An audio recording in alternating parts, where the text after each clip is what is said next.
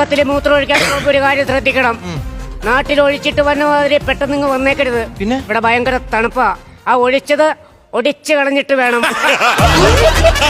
നാട്ടുകാർ വിചാരിക്കും അവക്കടെ കല്യാണത്തിലിട്ടേക്കണ ആർച്ചാന്ന്.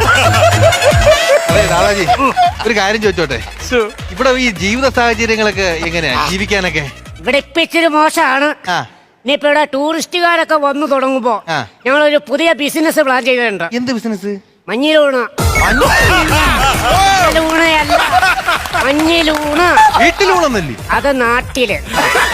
ഭ്രാന്ത, ഇവിടെ എവിടെ നോക്കിയാലും മഞ്ഞിരുന്നല്ലേ വെട്ടി വിഴുങ്ങണത്.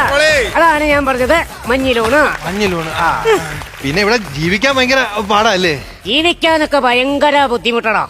പക്ഷെ ചത്ത് കഴിഞ്ഞ ലാഭാ. എടാ, മൊബൈൽ ഫ്രീസർ വേണ്ടത് എവിടെയെങ്കിലും കൊണ്ടുപോയി ചാരി വെച്ചാൽ മതി, അവിടെ ഇരുന്നോളും എത്ര കാലം വേണേലും, പയറ് പോലെ. അതെ, വന്നപ്പോ തൊട്ട് ഞാൻ ഒരു കാര്യം ചോദിക്കണമെന്ന് വെച്ചു. ഇവിടെ നിന്നാ പെൺകുട്ടിയില്ലേ, അത് മോളാണ്? അത് മോളല്ല, പിന്നെ എന്റെ വളർത്തു മോളാ. ആണോ? ഞാൻ അവളെ എടുത്തു വളർത്തിയതാ. അവളെ വളർത്തുന്നതിന്റെ ഇടയ്ക്ക് ഞാനാണെങ്കിൽ വളരെ മറന്നും പോകും. താടിയും മുടിയൊക്കെ വളർന്നില്ലേ? അതാ ഒരു ആശ്വാസം.